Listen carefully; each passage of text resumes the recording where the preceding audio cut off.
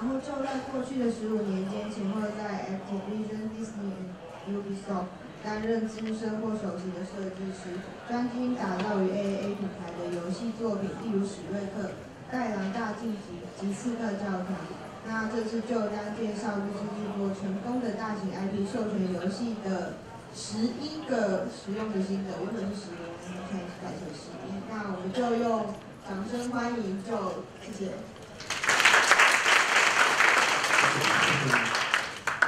Hello, wonderful to be back in Taipei, one of my favorite cities in the world. So I'm here to talk about licensed games today. I spent a long time working in the licensed gaming industry. I'll go through that, the franchise games. And they seem to sort of go away for a while when the sort of mid-sized console market dropped away, but they never really did. They just moved to different platforms. So licensed games is big business now in the mobile game business. And very soon now working on all these exciting new platforms like the Vive and the Oculus. We've seen announcements from Sony with Resident Evil and Star Wars coming out on the Morpheus virtual reality. So licensed games are always going to remain a good tool for attracting audiences to your games. But we'll go back a little bit further of how I got into this. I'm currently a teacher at DigiPen in Singapore. But I didn't start out in games either. But I've always been a gamer. I'm slightly older than some of you. This is my first game console, the Pong. This was 40 years ago. That was not a typo. That's me and my brother one Christmas morning playing Pong. My first handheld game device, when each device was a separate game, like you bought the football game and you bought the baseball game, it was a totally separate piece of hardware. My first personal computer, the Commodore VIC-20. As told to you by William Shatner of Star Trek, famous for its 2,000 bytes of memory, not 2,000 megabytes, 2,000 bytes.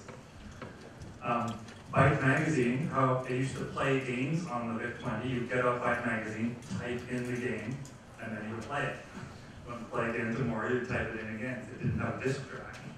Primitive the first computer was. I have a computer science degree from the University of Calgary in Canada.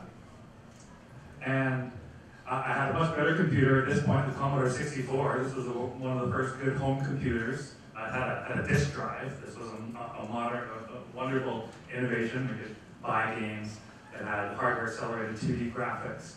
And so when I was taking computer science, I would go home at night and I would program games when I was supposed to be doing my assignments on the Commodore. I didn't go straight into games. I spent a long time as a programmer. I worked in the oil industry and what's called the emergency management industry. So every city has something that looks like this, an emergency planning office where professionals respond to emergencies. Might be a chemical spill or an earthquake, which happen often here in Taipei, as you know. And they use technology to plan for these. This is an example of one of these programs that I wrote in 2000. For managing resources, communications, all the kinds of things that have to happen when people are planning for emergencies. But go back a little bit further, and computers used to look like this.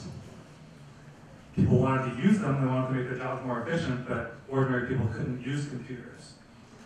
So I spent some time working actually with some of the world's first touchscreens, these Hewlett-Packard infrared touchscreens, that had a resolution about 40 by 20.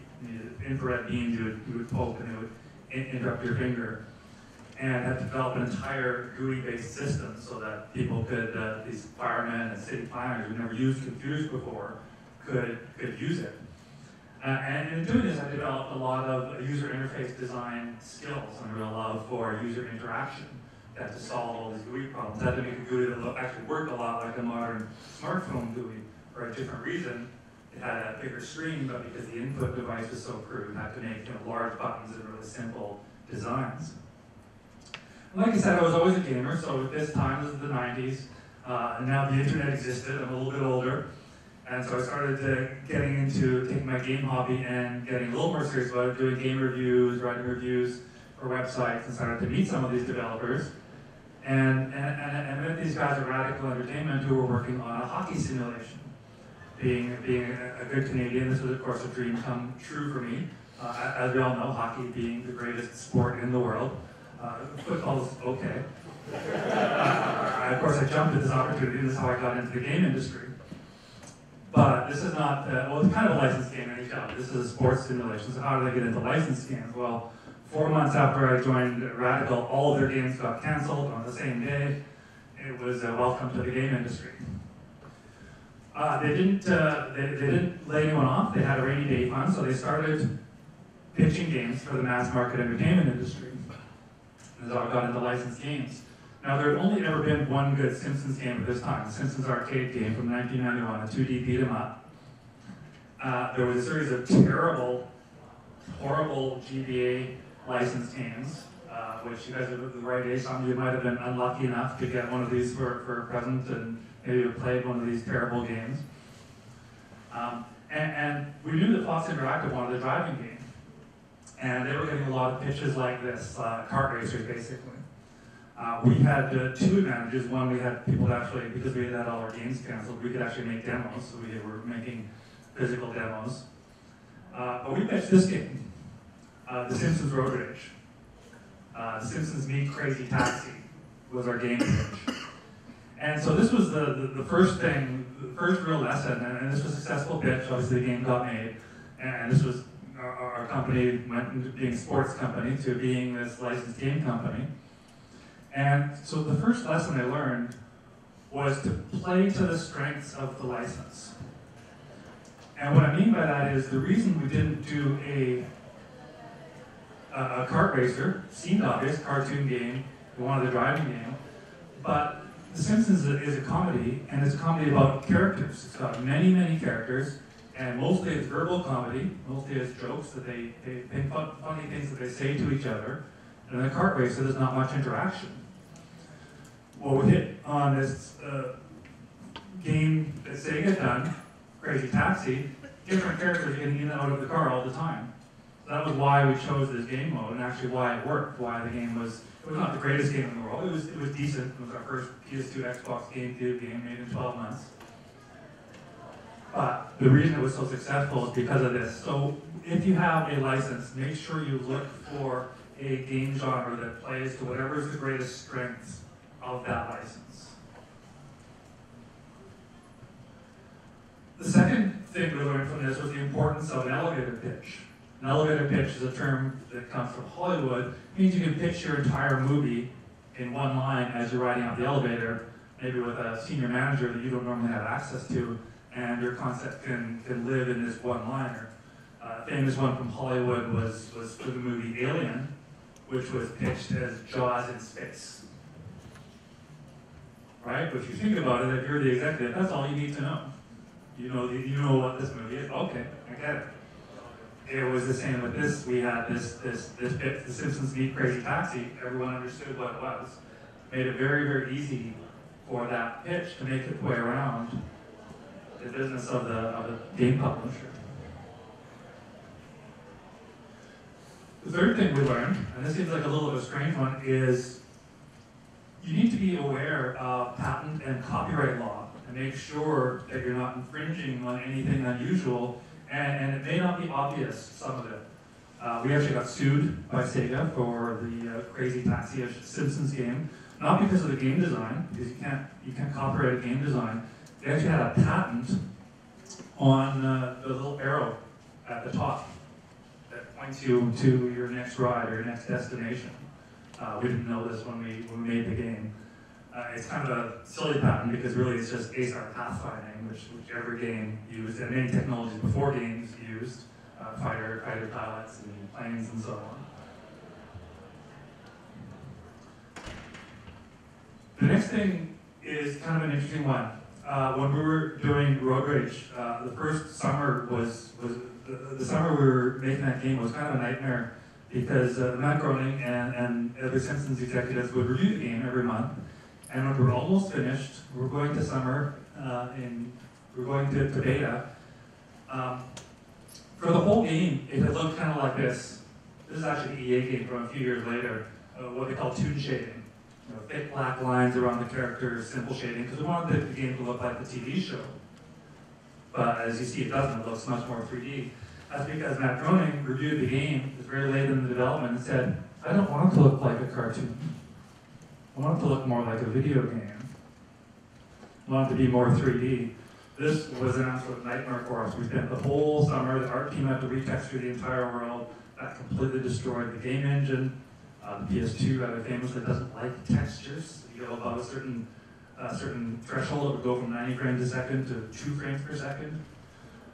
We had a dynamic game streaming system.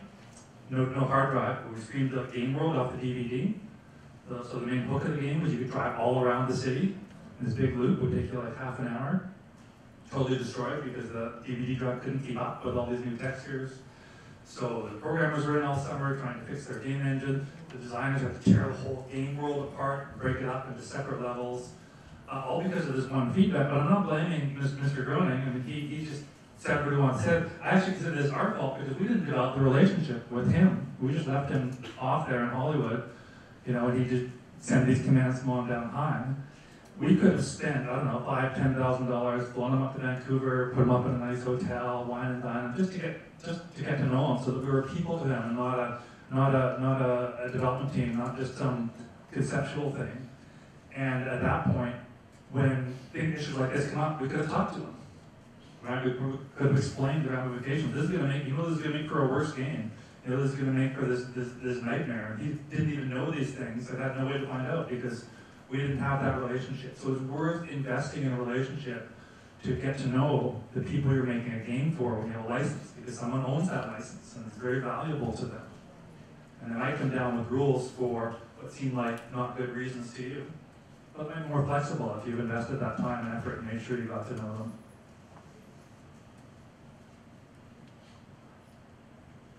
This was our next game.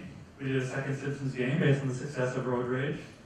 Simpsons Hit and Run, or as we called it internally, GTA for kids. Another example, another feedback that came down. This game had a loading screen based on the TV show. You know, at the beginning of the show, Bart Simpson in the credits, he writes a line on the blackboard. There's a different line every week. And so we emulated this system in the loading screen of the game, where it was a graphical screen, but it was driven by a text file of all the different lines. So it would be a little bit different every time. So it'd be amusing to you had something to laugh at while you were seeing the loading screen.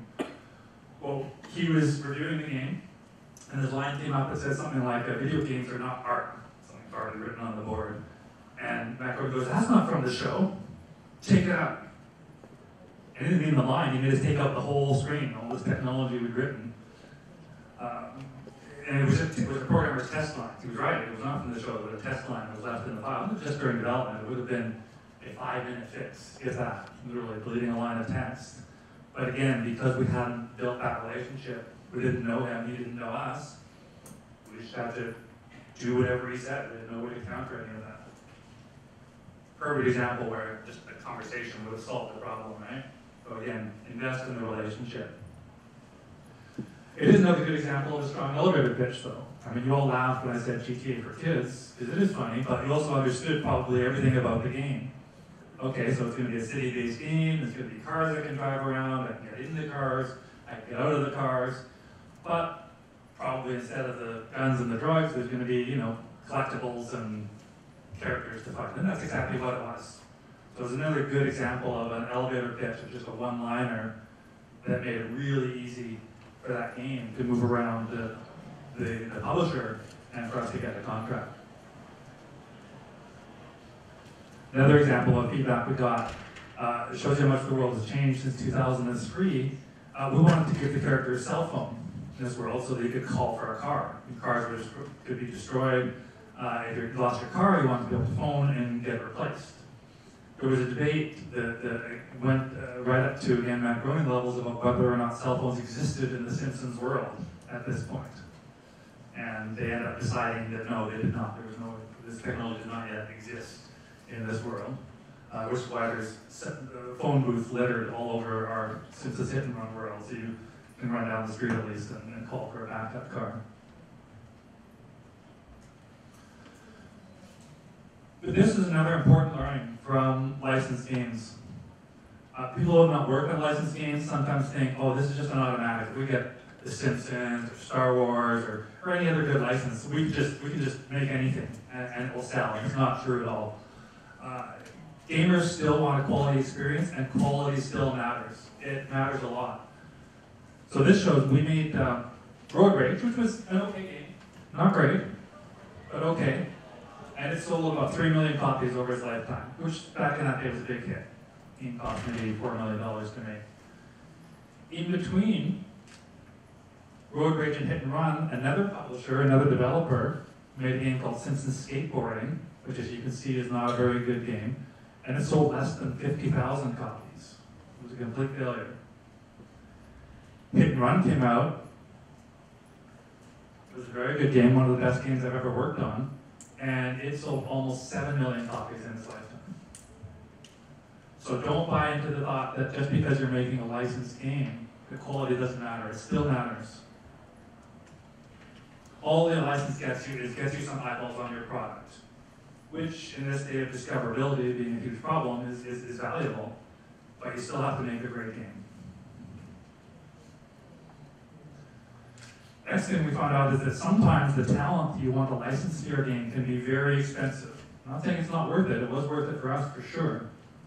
But it's just something to take in consideration when you're going into licensed games. Might be someone I was talking to earlier today who licensed an indie band for £5,000. They're very nice, very easy to work with. When it came to The Simpsons, we have Nancy Cartwright, Julie Kavner, Dan Castellaneta, Hank Azaria, Yeardley Smith, someone who would do many, many characters. Our budget was $1 million US, and that got us 4 hours of their time, 4 hours each. No callbacks. This is on a game that cost $4 million to make. And as you can imagine, we had to work those guys as hard as they could, especially when they had so many characters, just to get enough lines for each of those characters to support the game. Yeardley Smith actually complained after her session that we made her voice tired because she only does one character, so she did more voice work for our game than she normally does for an entire season of The Simpsons. We felt really bad for her and suggested she spend some of her $200,000 on some lozenges. And we didn't actually say that. After The Simpsons, we couldn't do Simpsons games anymore. We were kind of hoist on our own petard. This is what a petard is, by the way, if you want to know what that expression means. A petard is this bomb an engineer is trying to light to blow up a cage. Isn't what he hoist on his own bomb there. We made the Simpsons license so successful that we could no longer afford it. It was now no longer a poisoned license. There was a bidding war for the Simpsons movie game coming out, and EA took it away from us. So we had to go on to something else. But it turns out that our publisher at the time, Vivendi, had somehow come into ownership of Crash Bandicoot. A very different licensed franchise for us to work on, which we jumped at the chance, being gamers. We thought this would be fantastic. And the first thing we actually turned around and did was turn around and made a kart racer. Crash Bandicoot, unlike The Simpsons, he doesn't even speak. There's very little vocal. The comedy that he does do is slapstick, not really about the characters. So it's a good match with the kart racer genre. What we found out with this license was kind of interesting, though, is that with certain licenses, it can really open the door for creativity and developing your team. Because this was not quite as high profile as The Simpsons, it didn't have a Matt Groening. There wasn't a high level of creative ownership or control over what we could do. So we could do pretty much what we wanted to do. We developed new characters, wrote stories from scratch, designed worlds. This was a great learning chance and a really fun franchise to work on for our team. So there's certain mid-level licenses like this where it's popular enough to serve its marketing purpose, but doesn't get into some of the high-level issues that you're going to get into if you're working on a really AAA license like The Simpsons or Star Wars. But for us, this was great. After Tag Team Racing, we got to do 2 complete 3D open world adventure games. You know, like think Zelda style games. We got to design whatever we wanted. We got to write the story from scratch, new characters, world design, and really fun games to work on. Well, this happened in North America. So I thought it might be a good time to go somewhere else, and got the opportunity to come to this lovely city to work on a game called Shrek Forever After, just down the street here with X-Pac Entertainment. And this was an interesting game. Again, different kind of license. So now we're working with a movie company. I hadn't worked with a movie company before, so we learned something else on this. And what we learned was that they have their own process for getting content into the game. You need to learn that process. So some licenses that you're working with, if they're like this, they will have a Bible, literally a book, a hardcover book they send us, the Shrek universe, of textures, technology, history, how to develop content for this world. And so that was very valuable to us. But what was even more interesting was the process they had for getting new content into their world. Everything had to go through their approvals. So anything they outsourced had to go through a series of formal approvals. And in making a game, we make lots of new things, because we need new objects, new props. We needed, for example, a object like this that could get our characters across the water, paddle boat. And at first it was very difficult for us, because we would model it and we would send them a build of the game, and then they would give us feedback and say, oh, well, this isn't quite how things work in this world, it's not right, and we'd have to redo it. What we learned eventually was by drawing things and just sending them concept art, just the way someone would if they were making a movie, it was much less painful for us, but it was also a valuable lesson for game development, because we found we started making objects that worked much more naturally. What we would do is we would draw an object and we would show it to someone not on the develop team, and go, what does this do? And if they couldn't tell us, we would throw it away and go draw something different. And not only did this get us through the DreamWorks process much easier and much faster, but it actually made for a better game design.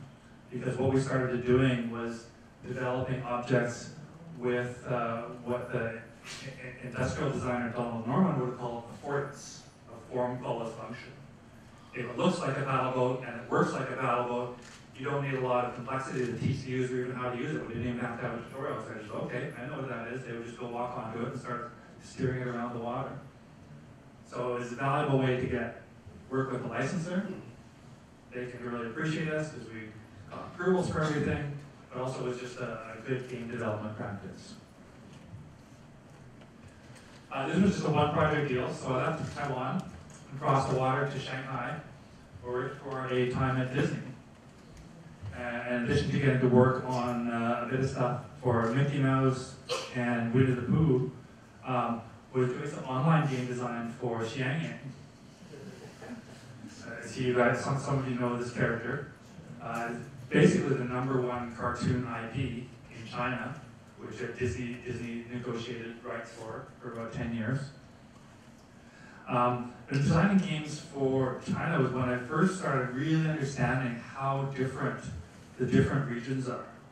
They might be developing games for, not just in there's certain obvious ones we know in how open people are to pay to win and so on, but even just in terms of game genres. Right? There's huge different preferences, some of which are not obvious. If you are making a racing game, for example, you might be surprised how popular that is in China. It turns out to be a very popular genre. Poker as well. RPGs in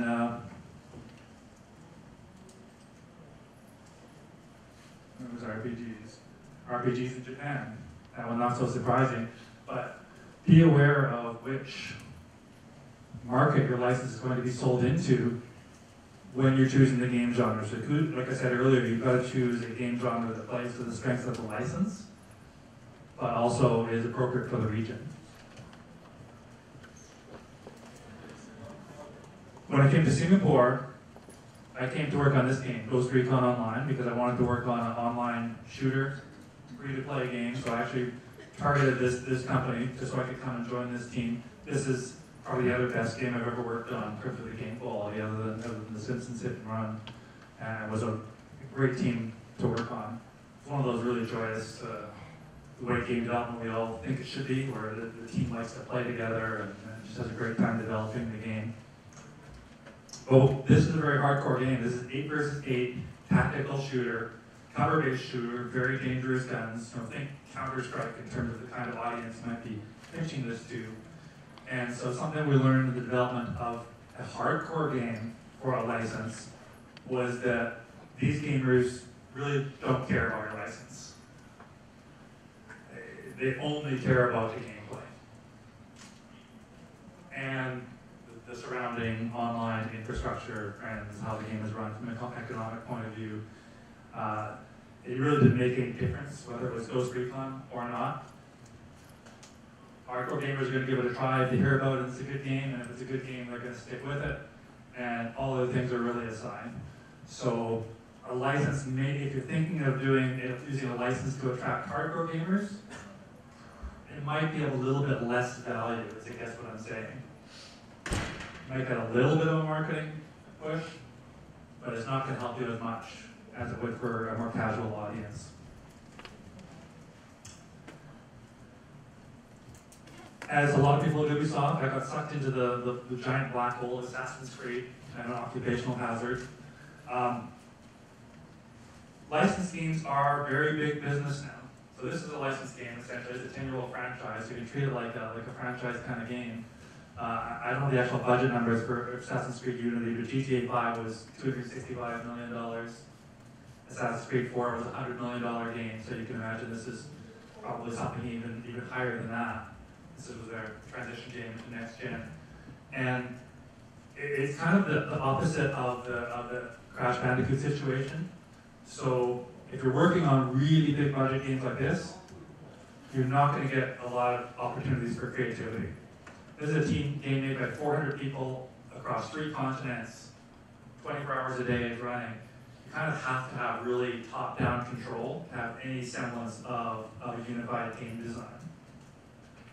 So if what really inspires you is writing stories and characters and being involved in those really creative aspects of the game, make sure you choose a license or a game size and a budget that's going to allow that. If you're on a small game, if you're on a mobile game, yeah, it's probably going to be great. If you're on a huge budget console game, probably not so much. We're just about out of time here, so I'm not gonna run through the summary of the things I've learned. I do have one those lovely licenses I was lucky enough to work on. One bonus level. In The Simpsons, God is the only character. God and Jesus are the only characters who have 5 fingers. Most of the characters have 4 fingers, which is not uncommon in cartoons. They're easier to draw, easier to animate. Because the game was doing so well, hit and run, Sony Japan asked us, to publish it in Japan. Then they, at one point in the TRC process, they registered a complaint with us that this family-rated, E-rated game could not have characters with 4 fingers. Because at the time it was thought that this was a Yakuza image. Because the Yakuza gangsters would have one of their little fingers cut off when they made their first kill. So this was looked down upon as not a family-friendly thing. And so they asked us kind of what the solution for this. Well, we couldn't add another character that would have broken all the animations. It would have been very difficult to model, and we knew that they wouldn't have liked it at the Simpsons world. So if you're ever in a situation where you have to avoid the appearance of your characters having had one of their fingers cut off, the solution, which turned out to be acceptable to all, was to cut one more of their fingers off. Now they only have 3 fingers, everybody's happy. 谢谢。